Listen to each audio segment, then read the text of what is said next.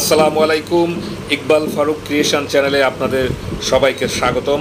আশা করি আপনারা সবাই ভালো আছেন। সত্যি কথা বলতে কি, আজ আমাদের সবারই হাতে সময় খুব কম। আমরা সবাই চাই অল্প সময়ের মধ্যে সব কাজ কিভাবে গুছিয়ে করা যায়। সেই কারণে আজ আমি আপনাদের সাথে যে রেসিপিটা শেয়ার করব সেটা খুবই অল্প সময়ের মধ্যে হয়ে যায় এবং টেস্টও একদম চমৎকার। খুবই দামি আইটেম, দেখেই বুঝতে পারছেন গরুর মাংস। অনেকে আবার স্টাইল করে বলেন ব্রিফ, তাদেরকে আমি বলবো একদম এই প্রসেসে বানান আর দুপুরে জমিয়ে খান। আমার মনে হয় দুনিয়ার সবচেয়ে সহজ রান্না হলো গরুর মাংস। শুধুমাত্র পেঁয়াজ, আদা আর রসুনের খেলা, আর তেমন কোনো মশলাই নেই। আর এই খেলাটা ঠিকমতো বুঝতে পারলেই আপনি বাঙালি গরুর মাংস রান্নার স্পেশালাইজড হয়ে যাবেন ভাই। তাহলে প্রথমে দেখে নিন 1 কেজি মাংসের জন্য আদা রসুন কতটুকু প্রয়োজন। প্রায় 50 গ্রামের মতো আদা এবং 30 থেকে 35 গ্রাম রসুন প্রয়োজন। এই দুটোকে বেটে আলাদা করে রেডি করে ফেলুন। এই দুটোর রেশিওটাই মেন। চলুন এবার রান্না শুরু করি। তাহলে কড়াই গরম করে প্রথমে সয়াবিন তেল দিব। এবার মাংসতে কতটা চর্বি এনেছেন তার উপর নির্ভর করবে কতটা তেল লাগবে। তাও মোটামুটি 1 কেজি মাংসের জন্য 100 গ্রাম তেল লাগবে।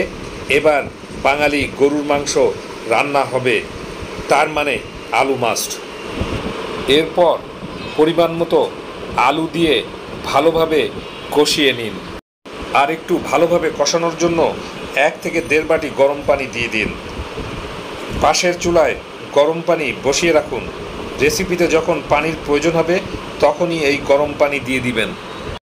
বাঙালির গরুর মাংসের ঝোলে একটা কালার আনতে হবে না? তাহলে 1 চামচ করে গুঁড়া মরিচ দিয়ে ভালো করে কষান। একটা কথা আছে না, প্রথমে দর্শনধারী তারপরে গুণ বিচারী। আগে তো দেখতে ভালো হতে হবে। ঠিক আছে, এভাবে ভালো করে কষিয়ে নিন। এবার একটা মিডিয়াম ফ্লেমে 10 থেকে 12 মিনিট ভালো করে মশলার সাথে কষান।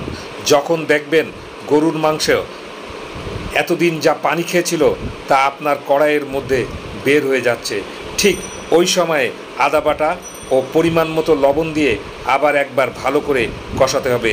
এমনভাবে কষান মাংসের ভিতরে যে পানি থাকবে সেটা শুকিয়ে যাবে। মোটামুটি রেডি। এইভাবে ভালো করে মিশানো হয়ে গেলে যে গরম পানি রেখেছিলেন সেটা দিয়ে গ্রেভি বানান আপনার প্রয়োজন মতো। আমাদের বাঙালি গরুর মাংস মানে ঝোল থাকবে, আলু থাকবে, অথচ গরুর মাংসের টেস্টও অসাধারণ লাগবে। এর মধ্যে শাহি মশলা ভালোভাবে দিয়ে মিশান। তারপরে গরম গরম ভাত খান। পুরো বাড়ি একদম গন্ধে মৌ মৌ করছে, বিশাল সেন্ট তার মধ্যে গলেছে দেখছেন। ওরে বাপরে বাপ, ভীষণ গরম আছে ভাই। তবে আপনারা এইভাবে বানিয়ে খাবেন। যাই হোক, রেসিপিটা খুবই সোজা, খুবই সহজ আর খেতেও খুব টেস্ট হয়। যদি রেসিপিটা আপনাদের ভালো লেগে থাকে তাহলে চ্যানেলটিকে একবার সাবস্ক্রাইব করার অনুরোধ করছি। আর লাইক, কমেন্ট ও শেয়ার অবশ্যই করবেন। সম্পূর্ণ ভিডিওটা দেখার জন্য ধন্যবাদ। দেখা হবে আবার নেক্সট কোনো ভিডিওতে। খোদা হাফেজ।